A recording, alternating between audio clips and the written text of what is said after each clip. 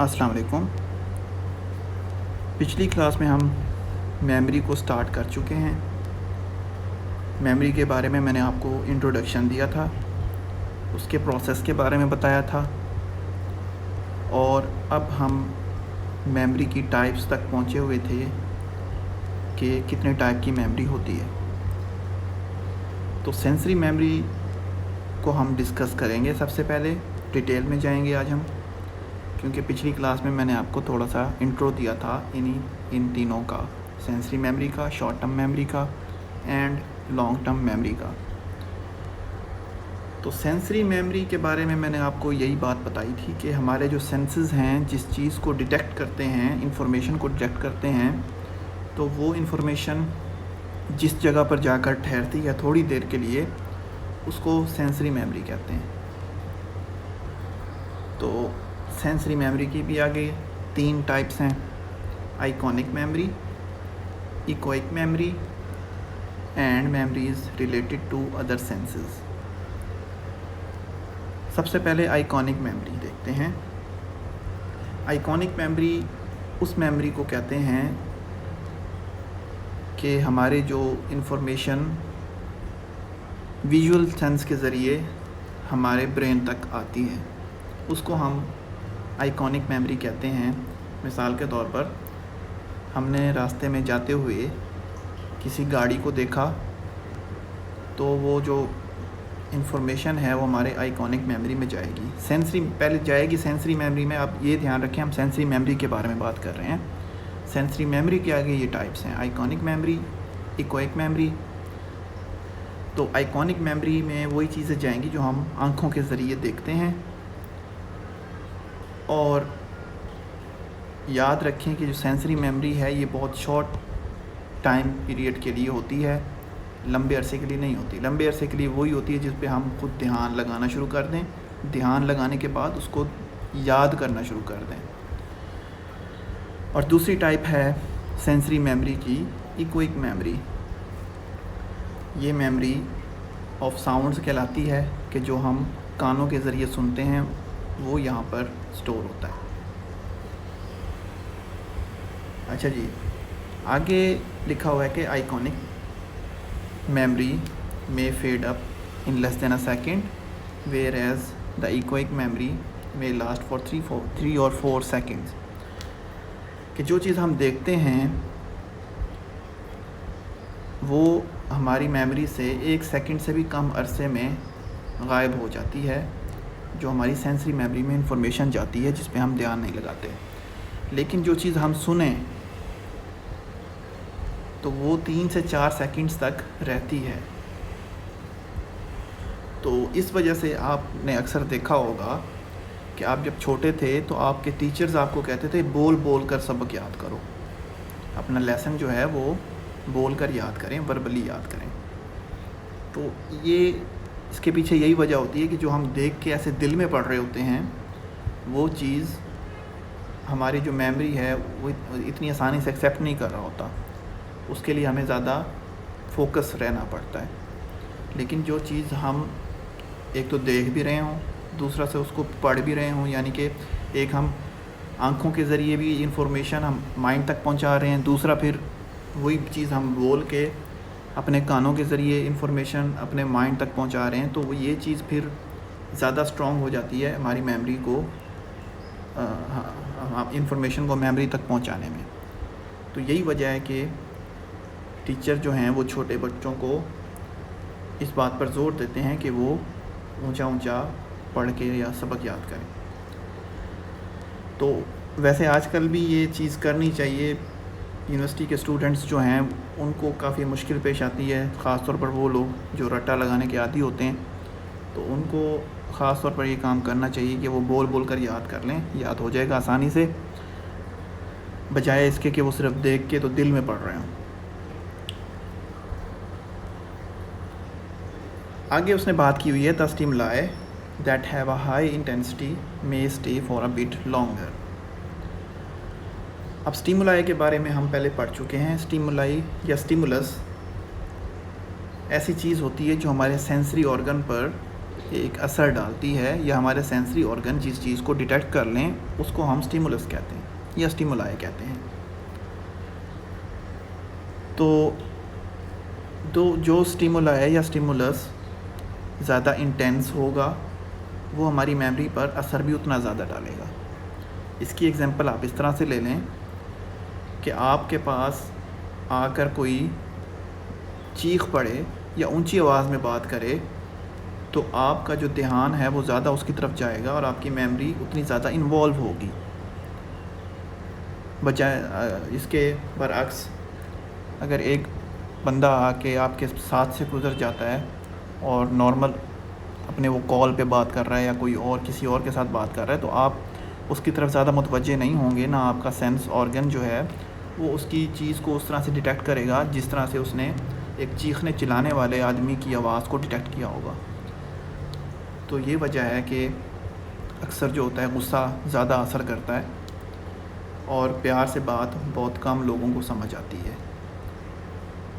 वो अलग बात है कि जो लोग प्यार की बात भी बड़े ध्यान से सुनते हैं उनको समझ आ जाती है, लेकिन कुछ लोगों के गुस्सा करना पड़ता है दूसरों को बात समझाने के लिए। तो आगे हम आ रहे हैं जी शॉर्ट टर्म मेमोरी पे।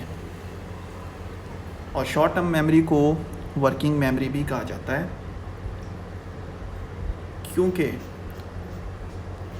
सेंसरी मेमोरी में वही चीज़ आती है जो हमारे सेंसेस डिटेक्ट करते हैं, और जब हम उसके बारे में सोचना शुरू कर दें या उस इंफॉर्मेशन को अडॉप्ट कर लें तो वो इंफॉर्मेशन हमारे शॉर्ट टर्म मेमोरी में या वर्किंग मेमोरी में आ जाती है, क्योंकि हम उसके बारे में सोच रहे हैं या उस पर वर्क हो रहा है। वर्क किसी किस्म का भी हो सकता है, हम उसे याद करके लॉन्ग टर्म मेमोरी में अगर पहुंचा रहे हैं तो उस पर वो वर्क तो हो रहा है, इसलिए शॉर्ट टर्म मेमोरी को वर्किंग मेमोरी भी कहा जाता है।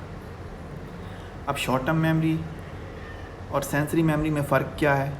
सेंसरी मेमोरी में हमने ध्यान नहीं रखा हुआ उस चीज़ पे, उन इंफॉर्मेशन पे, लेकिन जब हमने उसकी तरफ मुतवज्जे हो गए, उस इंफॉर्मेशन को हमने अडॉप्ट कर लिया, उस पर डेलिब्रेशन शुरू कर दी, उस पर और शुरू कर दिया, तो वो इंफॉर्मेशन हमारे शॉर्ट टर्म मेमोरी में ऑटोमेटिकली शिफ्ट हो जाती है। मिसाल के तौर पर हम किसी से फ़ोन नंबर पूछते हैं उसका, तो वो हमें बता देता है, तो हम उसे थोड़ी देर याद रखने के बाद अपने मोबाइल में डायल कर लेते हैं, सेव कर लेते हैं। तो वो जो फ़ोन नंबर है वो हमारी शॉर्ट टर्म मेमोरी में आया, लेकिन लॉन्ग टर्म मेमोरी में नहीं गया, क्योंकि आप उस नंबर को दोबारा दोहराना चाहें, याद करना चाहें थोड़ी देर बाद, तो आपको याद नहीं आएगा। इसका मतलब ये है कि आपकी शॉर्ट टर्म मेमोरी में आया था, वर्किंग मेमोरी में आया था, आपने उसको यूज़ कर लिया उस इंफॉर्मेशन को, और वो इंफॉर्मेशन फिर गायब हो गई।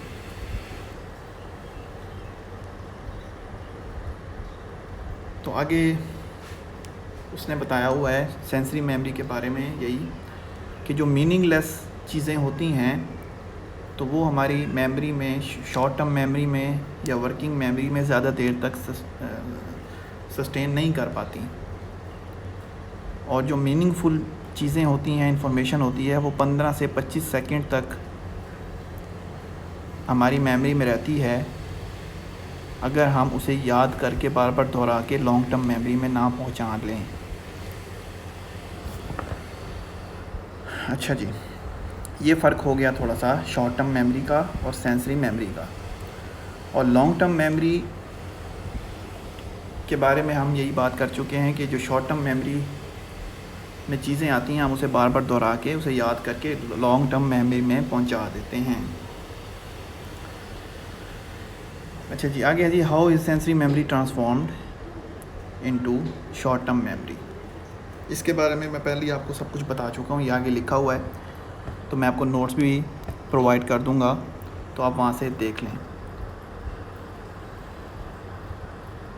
आगे है जी हम अपनी जो लॉन्ग टर्म मेमोरी है उसको किस तरह से, शॉर्ट टर्म मेमोरी को किस तरह से हम बढ़ा सकते हैं, क्योंकि हमने पढ़ा था कि शॉर्ट टर्म मेमोरी 15 से 25 सेकंड तक की होती है, लेकिन आपने अक्सर देखा होगा कि हम चीज़ों को ज़्यादा देर तक भी याद रख लेते हैं और उसके बाद वो हमें भूल जाती है। जैसे मैंने फ़ोन नंबर की आपको एग्जांपल दी थी, आप फ़ोन नंबर 5-10 मिनट तक की भी याद रख सकते हैं अगर आप उसकी तरफ प्रॉपर ध्यान रखें और आपने उसे ऐसे आसान तरीके से इनकोड किया हो तो वो आपको 5 मिनट तक भी याद रह सकता है नंबर। तो आगे वही बात की हुई है कि जो चंक मेथड है कि हम उसके टुकड़े टुकड़े कर देते हैं उस नंबर के, उस तरह से हमें याद रह जाता है। अब किसी ने आपको नंबर बताया था 001023, अब कोई इसको अलग-अलग करके याद कर लेगा, कोई कहेगा 001023। तो इस तरीके से किसी को आसान लगता है तो वो इस तरीके से थोड़ी देर के लिए उसको रट्टा लगा लेगा, और किसी को जोड़ी बना के याद रह सकता है तो वो उसको इस तरह से कर लेगा 001023। तो ये सब अपने अपने तरीके होते हैं कि कौन किस तरह से उसकी इनकोडिंग करके उसे याद करता है। तो ये सब इनकोडिंग के तरीके हैं बेसिकली। अब जो जिसको इजी लगता है वो उसी तरह से करता है। तो इसको हम चंक्स कहते हैं कि उसको हिस्सों में तकसीम कर देना, उसके टुकड़े टुकड़े करके उसे याद रख लेना। क्योंकि आपने देखा होगा कि एक बड़ी इन्फॉर्मेशन जो होती है या बड़ा नंबर जो होता है वो इतनी आसानी से याद नहीं हो सकता। अगर हो भी जाए तो ज़्यादा देर सस्टेन नहीं कर पाता हमारी मेमोरी में, शॉर्ट टर्म मेमोरी में। तो उसका यही हल होता है कि हम उसको टुकड़े टुकड़े करके उसे आसान एक चीज़ में कन्वर्ट करके हम उसे याद रख लें। आगे कुछ और एग्जांपल्स दी गई हैं। आगे नंबर दिया हुआ है 1112223334444। अब कोई इसे इस तरह से याद करेगा 11 12 22 33 34 44। अब कुछ जो हैं उसको ज़्यादा, उनको थोड़ा सा आसान मेथड है वो भी याद नहीं होता तो उससे भी ज़्यादा इजी कर देंगे, उसको 111 222 333 कर देंगे, इस तरह से याद कर लेंगे। और ये जो याद करने का मेथड होता है, इनकोडिंग करने का मेथड होता है, ये हमारे आईक्यू लेवल और मेमोरी पे बहुत डिपेंडेंट होता है कि हम कितने ज़हीन हैं। उसके हिसाब से हम चीज़ों को इनकोड करते हैं, इंफॉर्मेशन को इनकोड करते हैं। अब हम किसी इंफॉर्मेशन को जब स्टोर कर रहे होते हैं कि तो उसका एक अक्स भी हमारे माइंड में होता है। तो किसी ने उसको इमेजिन किया होता है प्योर नंबर में, न्यूमेरिकल मेथड में, लेकिन कुछ लोग होते हैं वो उसे इंग्लिश में उसकी अक्सबंदी करते हैं अपने माइंड में और उसे उसी तरह से याद करते हैं 111 222 333 एंड 444, इस तरह से। क्योंकि दो चीज़ें हैं, एक अक्स हमारे माइंड में बनता होता है कि ये चीज़ है किस तरह की, क्योंकि हमारा माइंड जो है उसी चीज़ को एक्सेप्ट करता है जो चीज़ उसे समझ में आ जाए। जो चीज़ उसे समझ में ना आए तो वो हमें ज़्यादा देर तक याद नहीं रह सकती चीज़, जो मर्ज़ी हम कर लें। वो अलग बात है, कोई सिंपल सा नाम हो जिसका मतलब हमें ना पता हो तो वो याद हमें रह सकता है, लेकिन कोई प्रॉपर इन्फॉर्मेशन हो और उसके बारे में हमें कोई कॉन्सेप्ट ही ना हो कि इसमें है क्या, तो वो हमें ज़्यादा देर तक नहीं याद रह सकती। आगे उसने ये बात लिखी है, no restrictions on the size of the chunks, कि हम उसके कितने हिस्से बनाते हैं उसमें कोई रिस्ट्रिक्शन नहीं है। कोई भी अपनी आसानी के लिहाज से, अपने आईक्यू लेवल के लिहाज से, अपनी जहानत के हिसाब से उसके हिस्से बना सकता है। आगे है जी एलेबोरेटिव रिहर्सल। हम जब भी कोई एक इन्फॉर्मेशन कलेक्ट करते हैं, नई इन्फॉर्मेशन, तो हमें वो याद करने में काफ़ी मुश्किल पेश आती है। तो हम क्या करते हैं कि उसको थोड़ा सा एलेबोरेट कर देते हैं अपनी तरफ से, यानी कि थोड़ा सा उसको आसान लफ्ज़ों में थोड़ा सा अपने आप को एक्सप्लेन कर देते हैं, ये चीज़ ऐसी थी, तो फिर वो हमें चीज़ आसानी से याद हो सकती है। मिसाल के तौर पर आप एक इंसान से मिले हैं, एक शख्स से मिले हैं, बिल्कुल नए शख्स से, तो हो सकता है वो आपको इस तरह से याद ना रहे कि आप इससे मिले थे, लेकिन आप निशानी उसकी ये लगा देते हैं कि वो मेरे दोस्त का एक दोस्त था।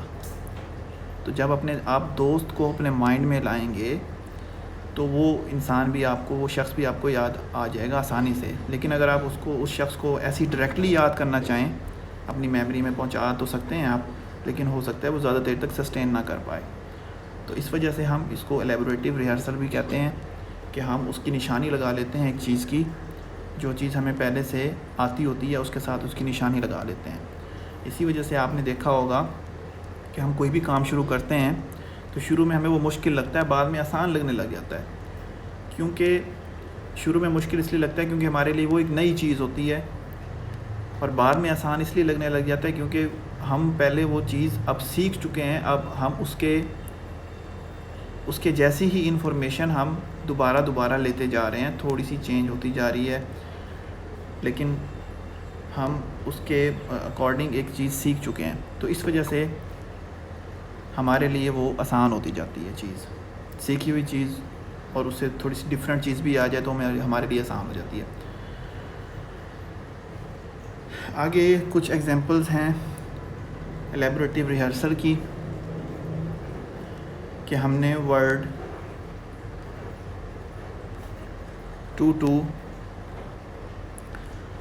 3 4 6 हमने याद किया, तो अब हम इसको कुछ अलग तरीके से हम अपने माइंड में बिठा रहे हैं। हम 23 को मल्टीप्लाई करेंगे 2 से तो 46 आ जाएगा। तो 2 3 4 6 हम इस तरह से याद करने। ये थोड़े से वही बात है कि आप अपने जो IQ लेवल है उसके लिहाज से आप अपनी चीज़ों को याद करते हैं। आगे हम लॉन्ग टर्म मेमोरी पे आ जाते हैं। पहले हमने शॉर्ट टर्म मेमोरी की कुछ टाइप्स पढ़ी थी, अब हम लॉन्ग टर्म मेमोरी की टाइप्स पढ़ेंगे। लॉन्ग टर्म मेमोरी में declarative memory, procedural memory, semantic memory, episodic memory, ये 4 किस्म की मेमोरीज़ आती हैं। अब डिक्लेरेटिव मेमोरी में क्या चीज़ आती है? इसमें factual data, dates, faces, names, ये सब चीज़ें जो स्टोर होती हैं हमारी डिक्लेरेटिव मेमोरी में स्टोर होती हैं। प्रोसीजरल मेमोरी में क्या कुछ आ जाता है? नाम से ही जाहिर है कि इसमें हम कोई भी चीज़, कोई भी स्किल या कोई भी हमारी आदत जो होती है वो हमने सीखी होती है, वो हमारी प्रोसीजरल मेमोरी में जाती है। मिसाल के तौर पर अगर कोई फ़ुटबॉल अच्छी खेलता है, उसने सीखी है, तो फ़ुटबॉल का जो प्रोसीजर होगा खेलने का, तो वो प्रोसीजरल मेमोरी में जाएगा, लॉन्ग टर्म की प्रोसीजरल मेमोरी में। और क्रिकेट का मेथड, ड्राइविंग कार, ये सब कोई भी मेथड हो, जो कोई भी स्किल हो, तो वो हमारी प्रोसीजरल मेमोरी में सेव होता है। आगे है जी सिमेंटिक मेमोरी। ये हमारा स्टोर हाउस है जनरल नॉलेज का और दूसरे साइंटिफिक फार्मूलाज या हिस्टोरिकल फैक्ट्स का। मिसाल के तौर पर हम जब कहते हैं कि वाटर का फार्मूला H2O है, तो ये जो H2O वाटर का फार्मूला सेव हुआ है हमारी मेमोरी में, जिस पार्ट में, उसे हम सिमेंटिक मेमोरी कहते हैं। आगे है एपिसोडिक मेमोरी। एपिसोडिक मेमोरी में कुछ वाक़यात, कुछ इवेंट्स, कुछ एपिसोड्स जो हमारी मेमोरी में सेव होते हैं जिस जगह पर, उसे एपिसोडिक मेमोरी कहते हैं।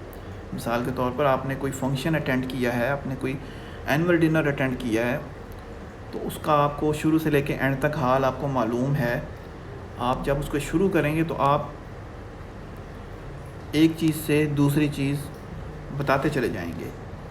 तो वो जो एक पूरा जो एपिसोड है या इवेंट है, वो आपकी जिस मेमोरी की जगह पर सेव है, उसे एपिसोडिक मेमोरी कहते हैं। तो अब आप याद रखें, ये जो हमने 4 मेमोरी की टाइप्स पढ़ी हैं या स्पेसेस पढ़ी हैं, तो ये हमने लॉन्ग टर्म मेमोरी की बात की है। आपने ये चीज़ें मिक्स नहीं करनी। शॉर्ट टर्म मेमोरी की टाइप्स अलग हैं, लॉन्ग टर्म मेमोरी की टाइप्स अलग हैं। आगे है जी फॉरगेटिंग, जो हम शुरू में बात कर रहे थे कि हम चीज़ों को भूल क्यों जाते हैं। सबसे पहली वजह जो है भूलने की, हमने सबसे पहले जो मेमोरी डिपेंड कर रही होती है कि हम उसे ना भूलें, वो इनकोडिंग पे डिपेंड कर रही होती है कि हमने उसे इंटरप्रेट करके, उसको इनकोड करके किस तरह से हमने शॉर्ट टर्म मेमोरी में पहुंचाया है, फिर उसे लॉन्ग टर्म मेमोरी में पहुंचाया है। तो अगर तो हम उसे दोहराते रहते हैं तो हमारे वो मेमोरी में सेव रहता है, क्योंकि हमारी मेमोरी कंप्यूटर की मेमोरी जैसी नहीं है कि हम 1000 साल बाद भी अगर उसे बग़ैर टच किए उस चीज़ को दोबारा निकालें तो हमें याद उसी तरह से आ जाए। इस तरह नहीं होता। हमें सिर्फ वही चीज़ें याद रहती हैं जिनको हम टच में रखते हैं। मिसाल के तौर पर एक टीचर जो है वो एक टॉपिक को बार बार स्टूडेंट्स को पढ़ा रहा होता है, एक कोर्स को पढ़ा रहा होता है, तो उसके लिए वो कोर्स याद रखना कोई मुश्किल बात नहीं है। और हो सकता है उस टीचर को मैट्रिक की केमिस्ट्री भी ना आती हो, अब फिज़िक्स भी ना आती हो, तो ये हो सकता है क्योंकि उसने उस चीज़ को टच ही नहीं किया। लेकिन एक चीज़ आपने अगर लॉन्ग टर्म मेमोरी में पहुंचा दी है तो उसे आप दोबारा याद कर सकते हैं आसानी के साथ, आपको पहली जैसी मुशक्क़त नहीं करनी पड़ेगी। बस ये एक फ़ायदा है। लेकिन फॉरगेटिंग होती है, भूल बंदा जाता है, ये इंसान की नेचर भी है भूलना। तो उसके अलावा एक और एग्जांपल मैं आपको देता हूँ कि जो रट्टेबाज स्टूडेंट होते हैं वो पेपर से आधा पौना घंटा पहले रट्टा लगाते हैं और उनका रट्टा इतना पक्का होता है कि वो पेपर में जाकर वो चीज़ें लिख भी लेते हैं। लेकिन आपने देखा होगा कि जैसे ही आप हॉल से बाहर निकलते हैं तो वो चीज़ आपको भूल जाती है। वो क्यों भूलती है?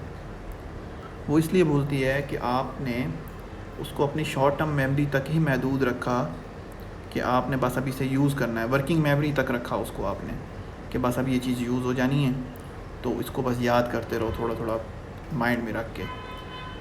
तो जैसे ही आप बाहर निकलते हैं तो आपका ध्यान उस चीज़ से बिल्कुल ही हट जाता है।